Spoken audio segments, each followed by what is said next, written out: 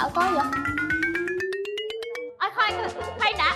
Thôi, chắc là điều này là anh Bảo muốn đây mọi người ơi. Anh Bảo tới trễ là chắc là muốn em dẫn thế. Em cảm thấy là anh Bảo vắng á, thì là một cái điều rất là đúng đắn. Anh Bảo ơi, bây giờ anh Bảo chắc là đang bận đi dẫn sự kiện hay là mấy cái chương trình khác rồi. Thì hôm nay em sẽ thay thế anh Bảo dẫn chương trình này thay cho anh Bảo. Tại vì anh Bảo biết không, anh Bảo đâu có hiểu gì về tình yêu đâu. Em là người em út nè, em sẽ đứng này em sẽ nói với anh Bảo rồi.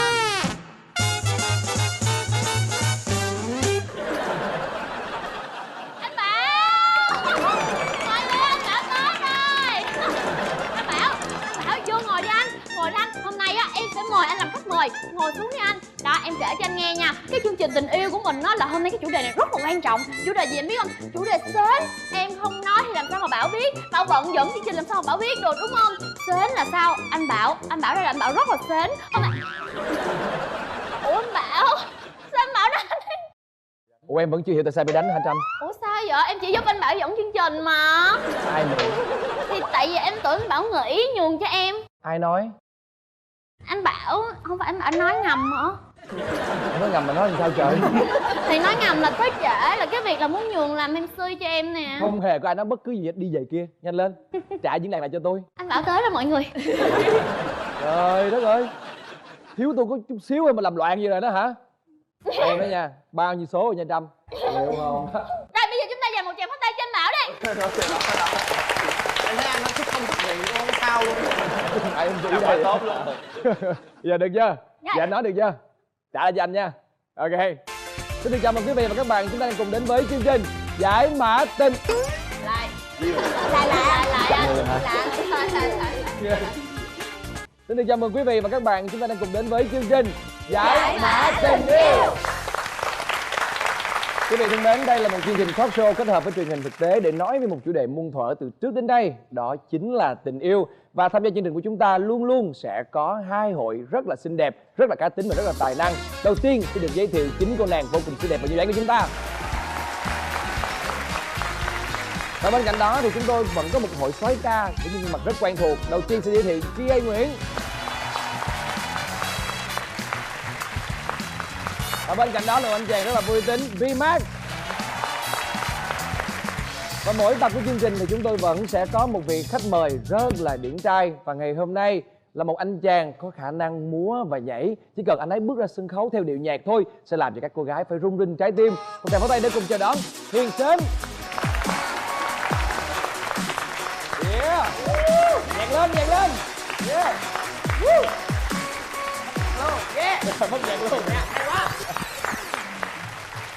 Dạ anh cho em hỏi là cái vế sến đằng sau á, tại sao anh lại có cái đó để gắn vô cái tên của anh Hiền Sến? Cũng rất là nhiều người hỏi mình khi mà mọi người cứ nghe thấy gọi mình là Hiền Sến. Vì sao là ngày xưa trong cái thời mình còn đi học ở trường múa thì nên là chủ yếu là theo thời trang của mẹ nhé. Thì theo Thời trang của mẹ là sao? rồi Là đây áo cầm bầu á. đây là nghe nó nè chưa gì đã nhảy vào rồi. Mẹ rất là thích xem phim Hàn Quốc, hiểu không? Mà vào cái thời điểm đấy thì ở các phim Hàn Quốc, các anh giai soái ca mặc xanh đỏ hồng tím vàng chuối cam thì tất cả những màu đấy mình đều mặc cùng với một cái quần, chỉ một cái quần thôi. Quần màu gì? Quần bộ đội. Bộ đội. Đó là lý do vì sao tất cả mọi người đều gọi mình là Hiền Sến. Hiền nghĩ là tại vì là mọi người sẽ hiểu nhầm mình theo cái từ sến đấy là theo về cái vấn đề là tính tình hay là sến súa, nhưng mà đây lại là sến về vấn đề thời trang. Là sẽ là vẻ bề ngoài thôi đúng không? Chứ còn tính tình thì chưa biết. Hên xui. Và ngày hôm nay cái chủ đề của chúng ta sẽ là tìm ra xem ranh giới nào giữa sến không chấp nhận được, lãng mạn và dễ thương. Ok. Rồi bây giờ câu chuyện tình huống đầu tiên, xin mời.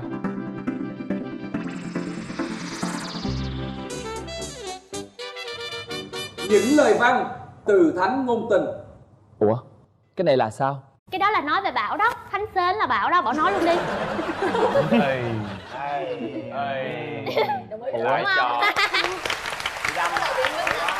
Anh nghĩ là sau chương trình ngày hôm nay sẽ nhìn cuối cùng của em với Trâm à. Nếu em tiếp tục nói anh là Thánh Sến nữa nha, ta có Hiền Sến bên kia rồi. Ủa vậy hả? Vậy hả anh Bảo? Phải câu chuyện của em không? Phải không? Không phải rồi. Của ai vậy?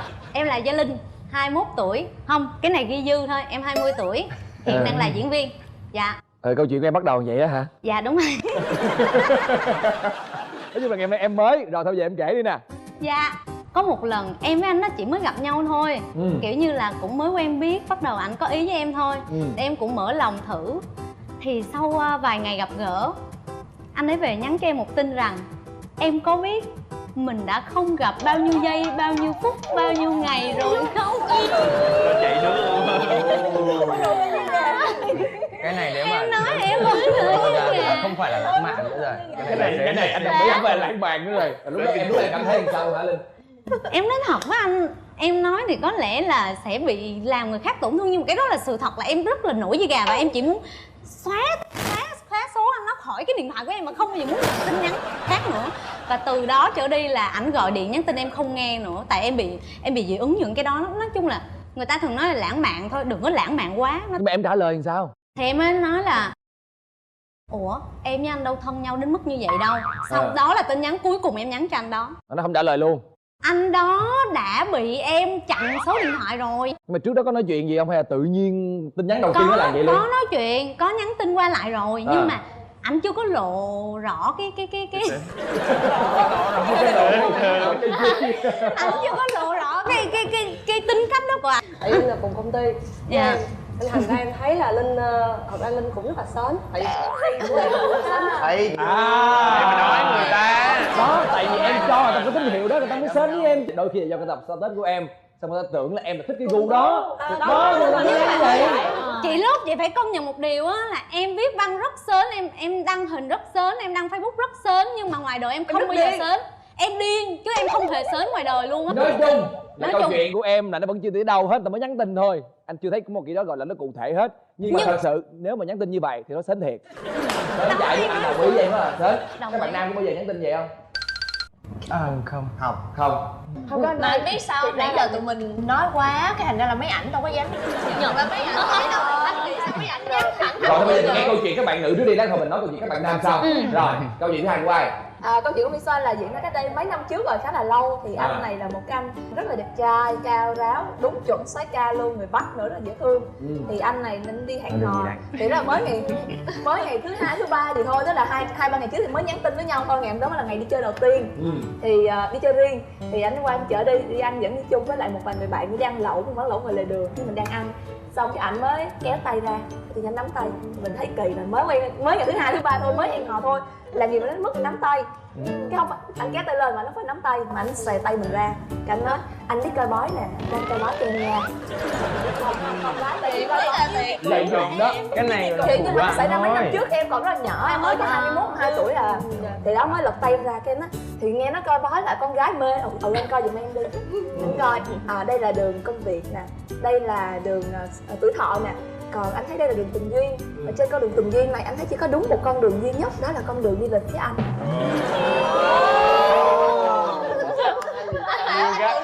Hợp lý. Anh lấy câu đó hả? Em có biết không? Anh nói đúng tính cách của anh nha. Tính cách của anh hả? Đúng tính cách nhưng mà Chắc anh không bao giờ làm vậy sao? Nói đúng tính cách của anh được. Nắm tay em bé này nè, nắm tay em bé này đi cho nó có cảm xúc. Mấy chồng Thôi bỏ luôn đi, tôi không có tập trung được không? Bây giờ như này, nếu như cái trường hợp đấy mà ở trong một cái không gian khác thì nó sẽ hợp lý hơn rất nhiều, chứ không phải là một quán lẩu ở ngoài lề đường xong rồi có khi lại quanh hồ Trúc Bạch xong rồi cầm tay đi ra giữa hồ kiểu. Nhưng mà đó chỉ là vấn đề là mới quen ngày thứ hai thứ ba, và đó là lần đầu tiên đi chơi mà nói những cái câu như vậy là mình cảm thấy rằng là trời ơi cái gì vậy, đã thân thiết với nhau đâu mà phải nói những cái câu như thế. Rồi lúc đó em xử lý làm sao? Em nói chuyện gì với người đó? Em xử lý Im sao? lặng luôn, em chỉ quay sang em cười trừ vậy hả anh, em cười trừ, em không biết làm cái gì hết, mà em lúc mà em muốn đứng, cảm giác là muốn đứng lên đi về ngay lập tức á, là mình biết là bắt sống được là ông này là một cái ông rất là sến rồi. Còn nếu mà các bạn nữ gặp cái trường hợp đó, các bạn nữ sẽ xử lý như thế nào? Cười trừ, im lặng cười trừ. Thì không gặp em sẽ nói là anh ơi, nhưng mà thường á nha, chỉ tay em một ngày nó đổi một lần. Em có nói vậy hả? Dạ đúng rồi, thì sẽ không làm anh quê. Nhưng mà anh sẽ tự hiểu là ngày mai không có gặp anh ở đâu đó. Thật ra là đối với cá nhân anh á, anh không bao giờ anh tỏ tình kiểu đó cả, mà cũng không bao giờ mà anh nói những cái lời như thế cả. Nó rất là kiểu bị cheesy á, nó Em thấy nó weird. hợp lắm. Theo bản thân em. Không, cái đó con gái nói là dễ thương nha. Em nói thử coi. Thôi bà ơi. Cầm tay anh Bảo, cầm tay anh Bảo, cầm tay Bảo luôn. Cầm tay Bảo không có cảm xúc nói đâu, nó Bây giờ em cay thử nè, em qua đây em cầm tay Hiền Sến em nói câu đó cho anh nghe. Ở đây có. Xuống đây, xuống đây. Bây giờ Em làm không? Em xuống đây. Em làm chứ. Em xuống đây đây. Ra giữa đây nè. Đây. Được xuống đây đứng ngang nhau đi chứ không trên khung hình lắm. Dạ không đây anh. Chấp em lên một bậc nữa. Rồi Không sao cần nè? anh. Thì đen ra. Anh cho em lâu chưa? Cũng lâu. Anh xin lỗi anh nha, đưa tay đây em cầm cho anh. Bay em chờ em lâu quá. Rồi, ok, đây là một tình huống khác, ok. Không, bây giờ là chấp nhận. Rồi, chấp nhận nào. Rồi, lại ha. 2, 3. Máy đầu, máy chạy rồi, dạ. giết. Rồi, mời em. Anh cho em mượn tay chút xíu đi. Mình quen nhau không em? Quen, Châu là quen. Ok. Tay nào em? Tay nào? Con trai là tay trái phải không? Tay Ok, em cầm tay trái của anh. Đây là tay phải. tay phải, tay trái. Trời ơi, anh em biết coi bói, anh biết. Anh có coi bói bao giờ không? Anh chưa bao giờ, em Dạ. là đầu tiên đấy. Em coi cho anh nha. Trời ơi, anh thông minh lắm nè. Chị. Cái đường này là đường học hành nè, học rất là tốt. Có khiếu múa nữa. Ê, quan trọng là có một cái đường này rất hay luôn nè. Đường tình duyên. Mà em thấy là ở trên đường tình duyên này có một con nhỏ rất là dễ thương. Đang đứng trước mặt anh á.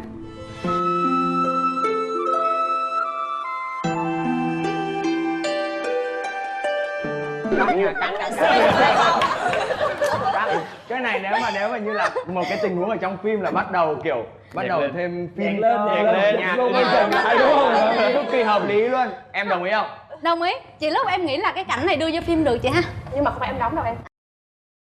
Dạ. Nhưng mà tôi thấy là cái chuyện này là chỉ có xảy ra trên phim thôi chứ ngoài đời không ai làm cái chuyện đó cả. Hoặc là kiểu đùa anh à. Nhưng mà đùa thì được anh hiểu không? Kiểu đùa Đùa thì cũng vui dễ thôi thì thương được, mà. chứ mà tự nhiên tỏ tình người ta không bao giờ, đây không phải cách tỏ tình. Cái này nếu như tỏ tình như vậy dễ thương mà. Nếu mà nếu như mà mình cũng thích không, cái này đúng là cái này phải là ít nhất phải quen lâu một chút. Đúng rồi. Quen lâu một chút. Hai cảm tình còn đúng rồi. Hẹn hò nhau lần. Nhưng mà kể cả luôn là cả là con gái hay là con trai nói con này mà 1-2 ngày đầu thì sẽ gây cho cái đối phương có một cái suy nghĩ gì đấy hơi bạn này có biến. Nhưng mà hay là sớm mới chấp nhận được đúng không? Chấp nhận được. Chấp nhận được. Con gái thì chấp nhận được, còn con trai thì không nha anh. Chấp nhận được luôn. Nhưng mà Sai chấp nhận sai được thời điểm. mà phải quen lâu, ok. Rồi. Rồi thôi đó là mới là những câu chuyện đầu tiên thôi. Hãy cùng đến với những câu chuyện tiếp theo coi xem như thế nào. Câu chuyện thứ hai.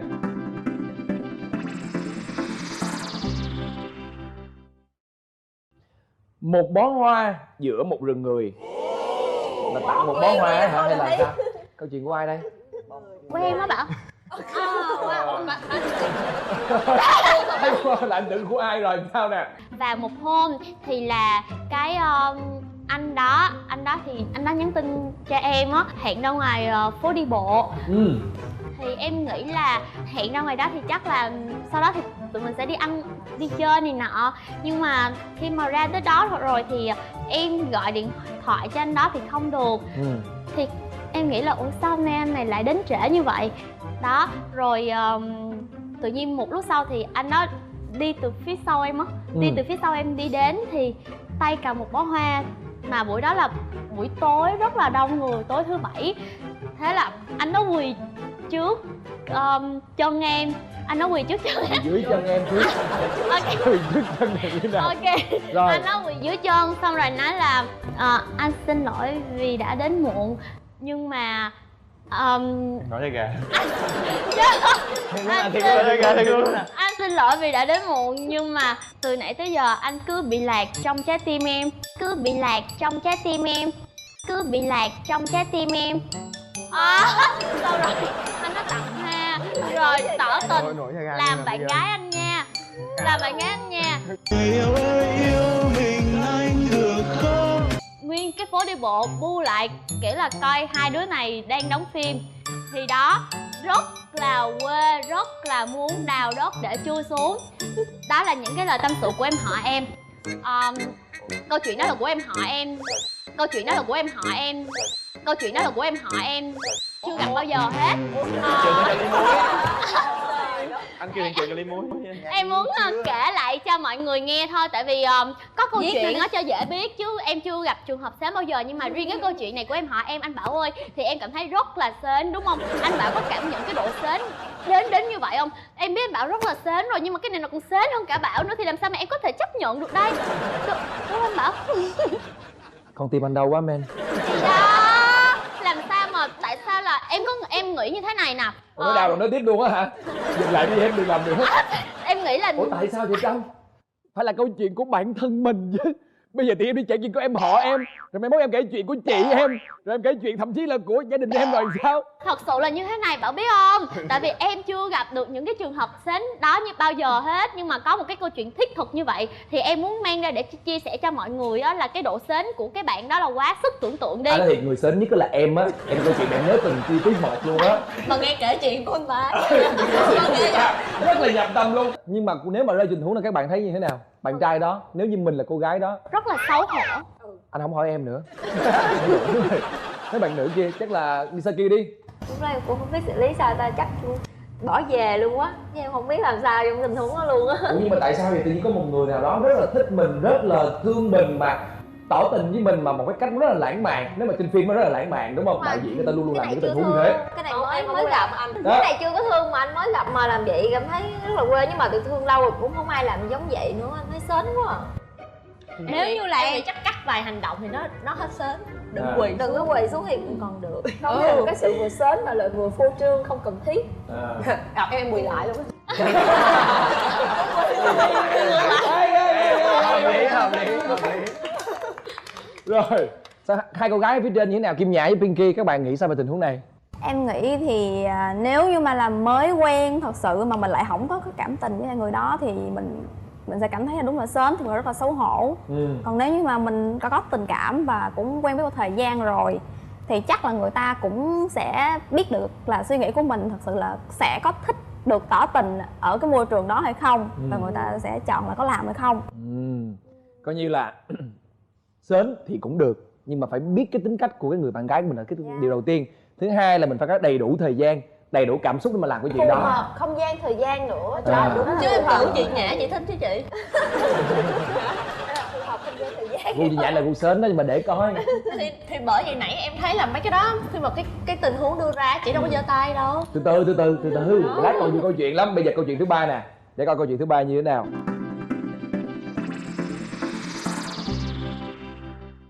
Sụp đổ hình tượng vì trạng thái Facebook. Là Cái sao? này hơi khó hiểu nè. Không hiểu. Câu chuyện của ai đây? Chuyện của ai? Ai có thể? Em xin chào mọi người, em là Tường Vi. Em hiện tại đang làm biên tập viên thể thao. Em không thể chấp nhận được là chàng trai viết những cái status sến súa trên Facebook. Đúng rồi, đọc cũng hơi bực. Làm gì lên chỉ có Facebook anh đúng không? Em có thể anh friend anh cũng được. Nhưng mà em công nhận là Bảo sến, nhưng mà Bảo viết giấu. Thấy chưa bà? Đợi như đó, mà chăm mới đợi như đó. Nó gọi là lãng mạn đúng không? Mình lãng mạn với nhau thôi. Sến với lãng mạn nó gần với nhau lắm anh. Thì đó, nhưng mà anh là thuộc chuyện phải lãng mạn. Đôi khi anh bước qua cái khoảng cách sến mà anh không biết đó. Thấy chưa Bảo? Vậy là câu chuyện là phải cách chúng ta khác nhau. Thấy tội ảnh quá. Vậy thì Hôm nay tội làm quá nhỉ. vậy thì em không, hình như cái chủ đề này dính đến Bảo nhiều quá hả? Bảo về Bảo coi lại status trên Facebook. Em nghĩ là cái chủ đề này là dành riêng cho anh Bảo đó chứ. Chắc là để anh friend hết tất cả mọi người ở đây. Thì nói chung là câu chuyện em như thế này, thì em đi ăn uống với một nhóm bạn của em. Em có gặp một anh bạn. Nói chung là anh này thì em rất là ấn tượng bởi vì là một người cao ráo nè, nói chuyện rất là thông minh, dễ thương và lại vui tính nữa. Thì qua cái lần mà gặp gỡ thì cũng có trao đổi với nhau một chút xíu và add Facebook của nhau. Thì nói chung là em thấy là mình cũng đang FA nên anh này là một đối tượng cũng rất là phù hợp để mình cho vào nói chung là crush chẳng hạn. Đó thì tối về em mới lướt một vòng Facebook tường của anh ấy thì ôi, giống như là tất cả mọi mà gọi là những ấn tượng đẹp về anh ấy tan biến mất như một cơn gió bay qua rồi lại thôi, bay luôn. Cái câu đó như thế nào? Ví dụ như là em biết không, có hai thứ trên đời này anh không thể đánh mất. Thứ nhất đó là em, thứ hai đó là tình yêu của em. Nhưng mà em đang ở đâu? Em biết câu đó luôn á. Cái kiểu mà Trong sách đúng không? cái kiểu mà status sến súa như vậy thì mọi người nghĩ là mọi người có nổi da gà cho mọi người người nghe không? ghê quá, Nổi không da đọc gà được mà luôn thấy á. kỳ Đọc- luôn đọc á. cái status đó thôi là khỏi vô Facebook coi nữa. Có nhưng mà không lẽ ở đây không có một cô gái nào mà thuộc trường phái là gu thích sến hết hả? Em thích sến, Em cũng thích. em thích sến nhưng mà phải Hợp phải lý là thì- đúng lúc đúng thời điểm. Rồi. Những điều ngọt ngào anh ơi. Không, ý là thích lãng mạn á. Thích lãng mạn. Thích lãng mạn đúng Dạ không? đúng rồi, thích lãng mạn nhưng mà không thích sến. Đó thì là lãng mạn Em mà sợ sến thì từ rất là ngữ mong manh. sinh Nó mong manh lắm ấy. Thế mấy bạn trai có bao giờ viết những status giống như vậy chưa? Bi biết hoài nè. Mấy ông này giấu. Lúc vâng đó em viết hoài kìa. Dạ anh viết nhiều lắm hả chị? Thôi rồi anh Có quá trình, đúng chính anh xác là viết Bi quá nói có quá nhiều trình luôn. là rất là viết nhiều về cái Bi ơi, cái Bi ơi, Pinky nói là Bi có kìa, Pinky nói ra. Ví dụ như là Bi viết Sao những gì? bạn thương tôi vậy bạn? Tại vì tôi với bạn quay chung với nhau nhiều quá, mà mỗi ngày á, mà tôi biết có chuyện gì xảy ra trong một ngày của bạn, rồi tối về tôi viết cái status trên Facebook là tôi biết ngày hôm đó chắc chắn status đó nói về chuyện gì. Nhưng mà thật sự ra là cũng rất là nhiều, vì nó viết quá nhiều cho nên Không nhớ. cũng không nhớ được chính xác. Nhưng mà Pinky nhớ rõ là Bi rất là hay viết những cái status mà cũng hơi sến sến, nhưng thật sự ra là Bi cũng có ráng giấu nhẹ ở trỏng. Bi không viết chủ ngữ vị ngữ. Bi biết hết đây. Bi không Thì nếu mà những người viết là chỉ những người thân của Bi biết thôi. Còn mình viết ra tại vì trên Facebook trang mạng cá nhân thì còn rất là nhiều, còn các cả fan còn có những cái mối quan hệ khác nữa thì mình ở viết ở một mức độ an toàn thôi. Tại vì nhiều cái sến đó là như thế nào? đã lâu lắm rồi bàn tay này chưa nắm tay ai. Xong rồi mình mới ghi là mình chụp một cái tấm hình đi chơi một cái nơi rất là đẹp, xong mình còn nhiều nơi anh và em chưa đi lắm.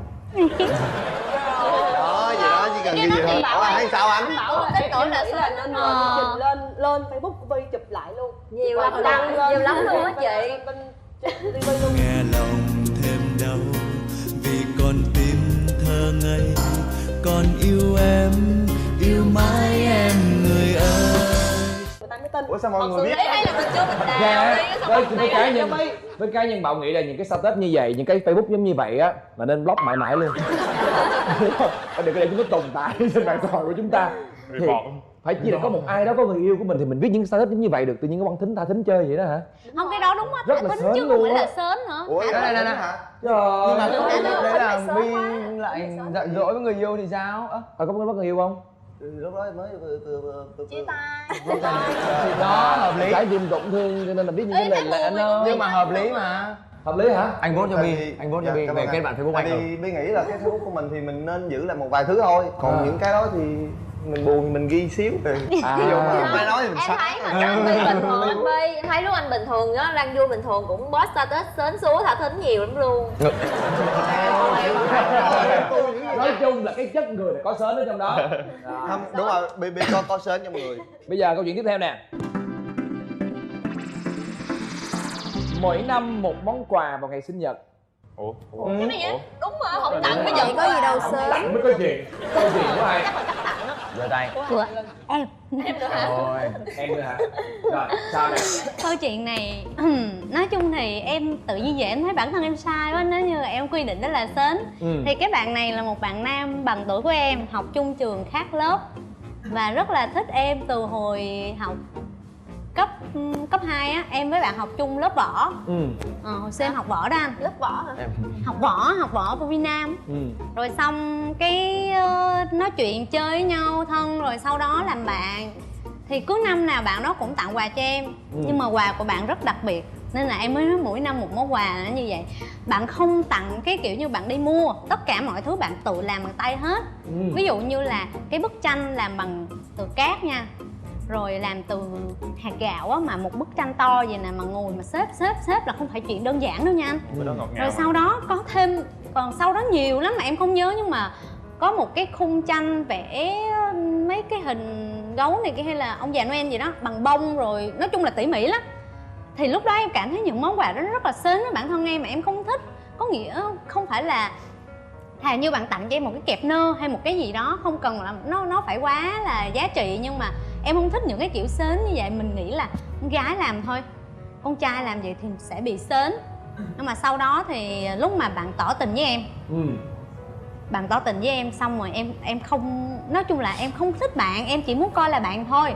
Thì bạn nhắn với em là bạn nhắn cái gì em không nhớ được, nhưng mà nói chung rất là sến, đại khái là sến á. Thì em mới nói là ông mà nói như vậy nữa là tôi với ông sẽ không bao giờ gặp nhau nữa nha. Sau đó em với bạn giận nhau một thời gian thì bạn vẫn tiếp tục tặng quà cho em tiếp, nhưng mà không bao giờ tự tay tặng hết. Một là bỏ cho hộp màng, hai là nhờ con nhỏ bạn của em đưa, nhưng nhỏ bạn của em á nó rất là nhiều chuyện, nó đâu giấu đâu. Xong chị em nhắn tin kêu đừng tặng quà nữa nha, mất công lắm, thấy tội ông lắm. Cái xong em thấy nó cũng tội á. Cái hôm đó nó mới rủ em đi chơi mà anh mới hồi xưa học cấp 2 lớp 9 thì phải, đạp xe đạp á, mà nhà em với bạn cách mấy cây số. Bạn đạp xe mà bạn đạp xe lên mà mồ hôi ướt đẫm luôn. Trời, em nhìn cái hình ảnh đó mà em cảm thấy tội kinh khủng, mà cảm thấy trời ơi sao bạn này bạn dễ thương quá, nhưng mà mình không thích được. Em chuyển câu chuyện của em qua đi xe máy cho nó lẹ được không? Không, lâu quá. xe đạp rồi xong đó tới giờ luôn là em với bạn làm bạn thân hết. Nói chung cuối bây giờ cùng là em sao là nó tặng quà cho em mà em cảm thấy là nó sến hả? cái quà của nó làm sến, À, cái quà của nó làm bị sến. Con trai ngồi hạt gạo đồ này kia. Em có đồ. tin là đến bây giờ khi mà chương trình này phát lên TV em nó lại giận nhau tiếp không? Đâu có như vậy đó. Nhưng mà xin lỗi nha, nếu như mày coi mày đoán được mày đừng giận tao. Trời, tại vì tao thương mày lắm nên mới thân tới bây giờ, ok? không phải, mà tôi thấy là kỳ lắm, cái trường hợp này kỳ lắm. Tại vì vốn như các bạn gái thích tặng quà đúng không? Mà nếu các bạn nam mà còn tự tay làm nữa, trời ơi, Bây hiếm có luôn giờ bản á. thân em ngay tại thời điểm này em nghĩ cái bạn đấy như thế nào? Em cảm thấy bạn đó là một người rất tốt và rất chân thành với mình. Mà hiếm khi nào mình có thể gặp lại một bạn trai như vậy. Nhưng mà cái cảm xúc mình không có thể cãi lời được. Xúc động nó khác với rung động. Em chỉ xúc động thôi, em không có rung động. Cho nên là em không yêu, đúng không? Em làm bạn. Hiện tại này mà có một anh đẹp trai như ba anh ở bển làm cho em một món quà như vậy, chịu liền. Dạ chịu liền. Linh em có thể kể của anh thứ tư không? Cái này tôi muốn anh mà trình diễn bạn nó vẫn vậy. Chưa lại là có mục đích đó, chưa lại là có ý đồ hơn á. Chứ có khi gom 4 người là em sẽ trả lời để em suy nghĩ lại. Nó đầu kia em đồng ý đúng không? Ok. Nhưng mà em đính chính nha, là có nghĩa em không phải là em chê những món quà đó. Nhưng mà em rất vui khi được nhận quà, nhưng mà sau đó về em nghĩ sao thằng này sến quá vậy. Tôi sẽ thấy là Linh có rất là nhiều những style sến. Mọi người bỏ qua Cái vấn đề đó. Facebook của Di Linh coi nha quý vị. Rồi câu chuyện tiếp theo nè.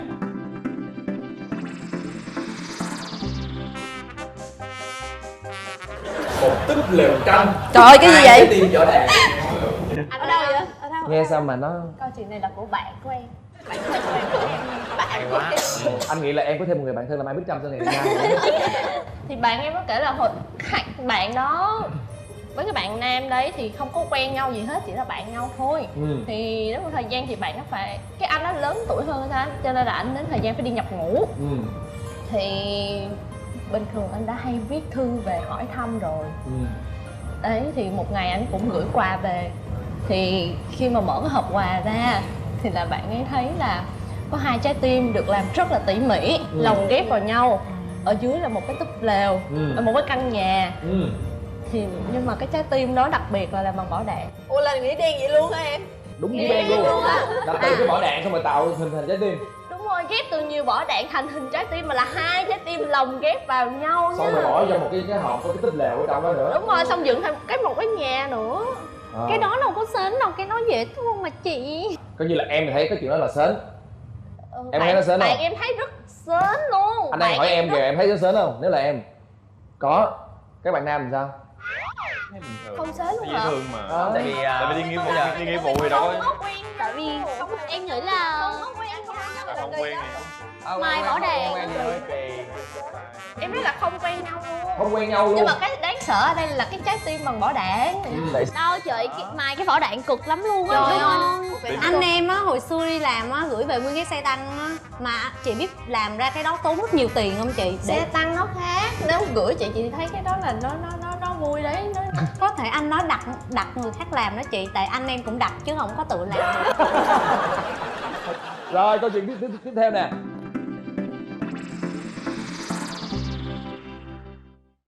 Nắng hướng nào che hướng đó. Ủa sao mà cái chủ đề này với Rồi cười kìa, cười hả? khó hiểu quá luôn á. Wow. Wow gì wow. Để tôi biết, để tôi thử bấm quẹ coi là ai nhá. Tôi không quậy được đâu, Bảo là nhiều chuyện ghê luôn. Ủa chứ ai nói gì hết trơn. Không, chuyện này là chuyện hồi cấp 3 còn đi học. Hồi đó là mặc áo dài trắng đi học á, thì Nhã hay đi học bằng xe buýt. Và cái tuyến xe buýt đó thì nó sẽ đi ngang qua 3 trường cấp 3 để nó đón học sinh và nó thả học sinh xuống giờ đi học với lại giờ ra về. Trên xe đi học thì toàn là học sinh với nhau không mà. Thì có một hôm Nhã đi về Thì Nhã nhận ra là có cái bạn đó thường hay đi xe buýt với mình. Hôm nay là bạn ấy đứng ở dưới và trời rất là nắng, trưa nắng, bạn ấy đứng đợi mình, đứng ở cái trạm xe buýt đợi mình và đứng với 2-3 người bạn nữa. Thì bạn đó không dám đứng với mình, cái đợi mình đi xuống, cái là đi về chung. Cái đi chung với mình thì thật ra mình cũng không để ý đâu, tại vì thường là phải đi về chung một con đường thôi à, không có cách nào khác thì đường đi bộ mà. Thì bạn đi chung với mình thì bạn chỉ dám đi xa xa thế này thôi, không có dám đi gần, nhưng mà là đi song song. Cái là nắng thì nên nắng chiếu xuống thì bạn sẽ lấy quyển vở ra để che nắng, che đúng cái mặt mình thôi để không bị nắng chiếu vô.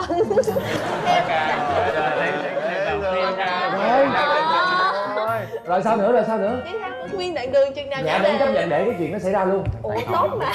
Ủa vậy thì cái chuyện nó đâu có gì đâu mà sao? Nhã thích cái chuyện đó, Nhã thấy sến nhưng mà Nhã thích chuyện đó. Nó sến nhưng mà nó dễ thương. Cái đó Cái hành động đó nó có vẻ là sến nhưng mà nó dễ thương. Cái này thì phải gọi là lãng mạn chứ không phải Cái này là không bây giờ đúng không nè. Đúng không? Dễ thương. Ngôn ngữ điện ảnh nếu mà vậy thì nó sẽ lãng mạn hay là sến? Lãng mạn. Nếu mà ngôn ngữ điện ảnh thì nó sẽ ra là dễ thương. Nếu mà cuộc đời nhưng nếu như mà nam chính đẹp trai và nữ chính dễ thương. Còn nếu như nam chính kỳ kỳ, nữ chính kỳ kỳ thì nó ra kỳ kỳ. Tại vì em từng gặp trường hợp vậy nè. Em vô tình em đi ăn trong cái quán ăn nhanh thì em thấy hai bạn kia ngồi đối diện em, cử chỉ ân cần sến lắm, bạn nam cũng sến, bạn nữ cũng sến. Bạn nam đối với bạn nữ ăn, bạn nữ như là kiểu như chăm sóc, ok. Nếu như mà trong cái đó về nhà đi, cái đó về nhà. Nếu như trong trường hợp đó là một cái quán mà có cái phòng riêng á thì ok, chứ còn mà kiểu như là một cái nơi public á nhìn nó hơi kỳ kỳ. Với cái cặp đôi đấy thì cả thế giới chỉ có hai người, chắc là họ đang yêu nhau quá mà họ đâu có quan tâm đến mọi thứ xung quanh đâu. Yêu quá nhưng mà mình nhìn vô mình thấy kỳ, hiểu không? Nhưng còn nếu cái hai thấy vui là được rồi. Nó ok hơn. Cái hai ok là được, hợp lý. Vậy có bao giờ em trường hợp đó chưa? Em có chứ. Hả? Đi ăn vẫn đút cho nhau ăn chứ. Public luôn. Public luôn, với em bình thường mà, tại vì đối với em cả hai cảm thấy là mình thích là được rồi chứ bây giờ làm sao được, đúng không? Nhưng mà mình thể hiện tình cảm thì mình cũng phải đúng nơi đúng chỗ, đúng thời điểm. Nhưng mà cũng là một cái hành động đi ha, cũng là một cái tình huống đó, nhưng mà kiểu là em ơi cái món này ngon này, em ăn thử nha, đút cho ăn đó bình thường, chứ đừng có kiểu là sai liền đúng rồi. Không Em nghĩ do cái kiểu Anh ăn đi nè. Tôi tưởng nó tên người nói như gà luôn nè. Ê, Bi có nè. Dạ có cục cưng có. ở nhà đúng không? Ăn sao Bi ơi? Học lúc còn sinh viên. Rồi. Vậy là cái này nó ăn như con máu ghê. Mà ra quán thì sao làm gì được, ra quán. Lúc này là quán nó giận mình kiểu kín tí đi cưng nè. Chỗ kín ok, chấp nhận được luôn. Như là nam sến anh. Chỗ kín mà ý là này. Chỗ kín ok. Không, nhiều khi không phải chỗ kín đâu anh. Nghĩa là nó có đôi khi là chỗ public luôn á. Này, có khi nào là cái bạn nữ đấy, bạn còn thích thế đến lúc mà không như thế, xong bạn nữ mà tại sao anh không thể hiện tình cảm của với anh trước đông người kiểu đấy? Tại sao trước mặt bao nhiêu người anh không thể hiện tình cảm với em? Ở nhà anh làm như vậy mà anh không làm gì đó trước mặt mọi người. Hay vậy lắm, hay vậy. Các bạn nữ cũng đôi khi hay vậy lắm à. Sao bảo là kiểu anh giấu mối quan hệ của chúng ta sao, bla bla bla tất cả mọi thứ, nhưng mà kiểu điều gì mà các bạn gái cũng có thể nói được. Thì nói chung mức độ là người ta chịu, đừng có over quá. Luôn. Em thích ngọt ngào thôi. Ngọt ngào dễ thương lãng mạn vừa đủ mà đúng chỗ. Thế cái vậy hành động mà kèm theo cái lời sến mấy là chụp chân nó cũng ngọt ngào dễ thương mà. Chụp chân cũng ngọt ngào mà nó phải cái người ngọt ngào không phải em? Bây giờ anh Bi diễn tả lại cái cảnh đó của anh ấy. Diễn tả với Từng là đây nè. Đấy, cái đó tôi thấy nó khác lắm. Giống như con cháu trong nhà. con riêng người kia mà dễ thương trả lại giải đấy nè, trời cưng chết luôn. Không, em đôi lúc em cũng thích được vậy đó anh. Em thích kiểu dễ thương đúng không? kiểu nựng mình giống như con vậy mà đó. lâu những cái hành động mà em muốn hài hước thôi. Kiểu mình thấy là dễ thương, em muốn Kiểu mình xa Ý nghĩa là lâu lâu cho vui thôi, đừng có làm hoài thì kỳ. Vui thôi đừng vui quá đúng không? Rồi, kiểu như ngoài đường trong nhà gì cũng như thế thì chết. Mới quan trọng là thời gian nè, địa điểm nè, phải đúng, phải phù hợp thì mới ok, kiểu vậy. GA đi. Cái hành động sến mà cái lãng mạn nhất mà em từng làm là cái gì? Như là chỗ đông người em sẽ hôn trán con gái em.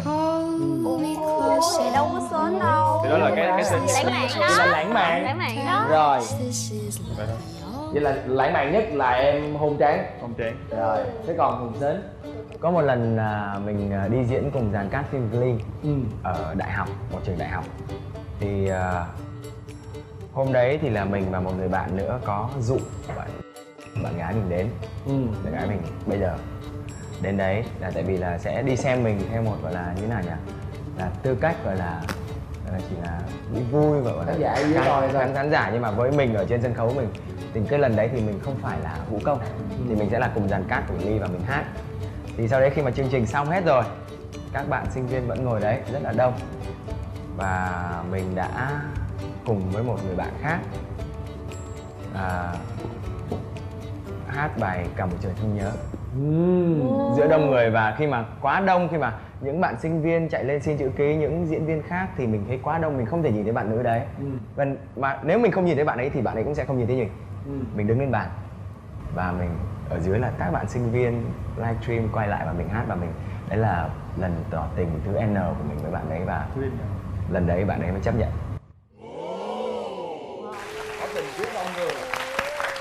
Nếu mà với cái như vậy thì theo các bạn nữ nghĩ đây có bị là kiểu là phô trương hay như thế nào đấy không? Các bạn nghĩ là như thế? Không, tại vì đó là thời gian quen nữa, thời gian quen lâu rồi. Nếu như mà anh và người đó đều có thời gian tìm hiểu nhau, cảm tình với nhau thì cái chuyện người nữ họ tiếp nhận cái chuyện đó rất là dễ dàng và họ sẽ hiểu, họ sẽ đồng ý. Còn nếu như mà đây là một cái gì đó nó chưa có khắng khích á, như là mới quen hay là chưa biết gì hết mà làm như vậy thì sẽ thành bị phô trương. Nhưng mà cái kiểu hát để tỏ tình á thì nó sẽ nghe nó ổn hơn là nói. Em vừa thích ví dụ như con trai vừa piano mà vừa hát là cỡ nào cũng chơi tối luôn. Tới luôn á. Hát chi? Một tuần thôi em cũng quen nữa. Thực ra là cũng chia sẻ luôn là có một cái lần hồi năm đến 7, lớp 7 coi như họ đã thích cái bạn kia lắm mà không biết tỏ tình như thế nào. Quyết định là sẽ viết thư để mà thổ lộ cảm xúc của mình, nhưng mà cũng không biết viết như thế nào. May sao lúc đó Mực Tím với lại Hoa Học Trò á thường có những cái mục mà giống như là thơ tình đồ này nọ á. Xong lúc đó ngồi cái thư này hay nè, xong bắt đầu viết ngày buồn tháng nhớ năm thương. chép lại hả? Chép lại chứ đâu nghĩ được vậy. Chép phải có sáng kiến thêm chứ, ví dụ thay đổi chút đỉnh. Còn mấy cái đoạn sau thì có thêm, nhưng mà bắt đầu câu chuyện đó là ngày buồn tháng nhớ năm thương. Thì bây giờ hỏi nè, các bạn nữ là nếu các bạn nữ mình nhận lá thư như vậy thì các bạn nữ có thích hay không? Không có chơi luôn. Tôi có nhận một lần nè, tôi có nhận một lá, đúng rồi, một cái thiệp làm bằng tay luôn, xong rồi viết thư tay như vậy đó. Nhã cầm xong Nhã cười, Nhã lăn từ trên bàn xuống dưới đất.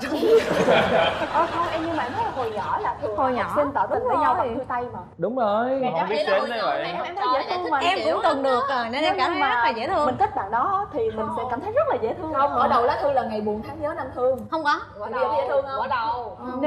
Nếu mà thích thì sẽ cảm thấy Cũng được, đúng không? Chắc vậy, đúng rồi. Nhã định hỏi mọi người, ví dụ như Nhã làm như vậy thì có gọi là sến hay là lãng mạn ha? Tại vì cái việc sến và lãng mạn khó phân biệt quá.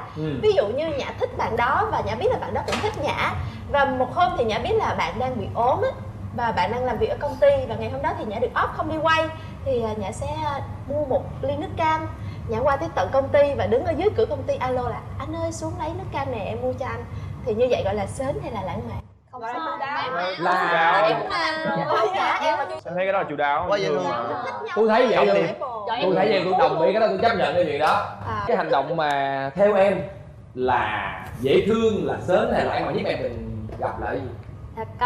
Có một hành động mà năm lớp 9 là có một bạn kia thích em, nhưng mà sáng sớm ngày nào bạn cũng đi học rất là sớm, và lúc đó là gần tới nghỉ hè rồi bạn leo lên cây luôn hái bông phượng á, xếp trái tim để trên bàn của em nè, mà ngày nào cũng như vậy. Xong em cảm thấy mà em hồi thì không thích bạn đó, cho nên là tới ngày bạn làm ngày thứ 3 thứ 4 gì đó, em hôm sau em không ngồi bàn đó mà em xuống bàn cuối em ngồi, em để nguyên vậy luôn và em mét cô. Sau bạn đó buồn quá ra toilet khóc luôn.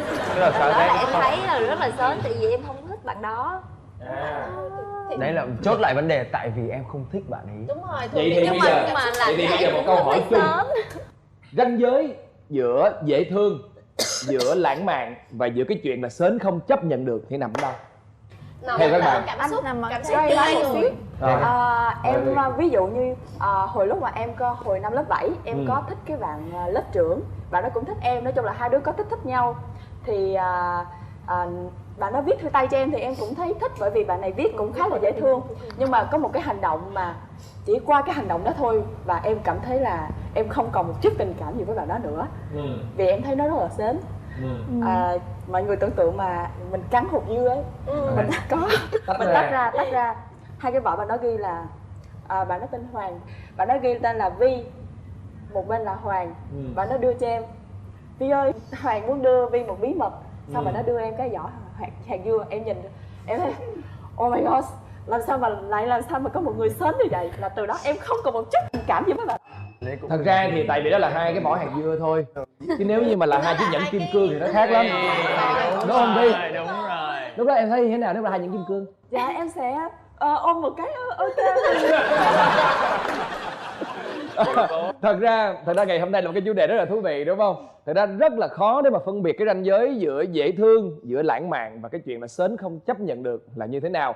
Chúng ta phụ thuộc rất là nhiều thứ. Thứ nhất là cảm xúc, là con tim, là không gian, là thời gian. Nó rất là quan trọng. Cho nên á, thật ra cuối cùng lại là cái gì? Nếu mà thương ai thì hãy tìm hiểu người đó thiệt là kỹ để biết được người ta thích cái gì, người ta muốn cái gì và người ta thường hay là chấp nhận những cái gì để mình có những cái hành động phù hợp. Bởi vì đôi khi là cô gái này sẽ thích cái hành động đó một cách dễ thương, nhưng mà đối với cô gái khác thì đây là sến, đúng không? Cho nên là thật ra rất là khó để mà có thể gọi là tìm ra một cái câu trả lời cụ thể. Nhưng mà hy vọng rằng là sau chương trình này thì các bạn khán giả cũng như quý vị khán giả theo dõi chương trình thì cũng đã có thêm được những cái kinh nghiệm cho mình để biết chắc rằng hành động nào là phù hợp quý vị nhé. Một lần nữa xin được cảm ơn quý vị vì đã theo dõi chương trình Giải Mã Tình Yêu ngày hôm nay, và chúng tôi xin được hẹn gặp lại quý vị vào lúc 22h30 Chủ nhật hàng tuần trên kênh HTV7. Quý vị cũng có thể theo dõi lại chương trình thông qua kênh YouTube của chúng tôi là MCV Media cũng như là cổng thông tin Love TV quý vị nhé. Xin cảm ơn quý vị đã theo dõi chương trình. Xin chào và hẹn gặp lại.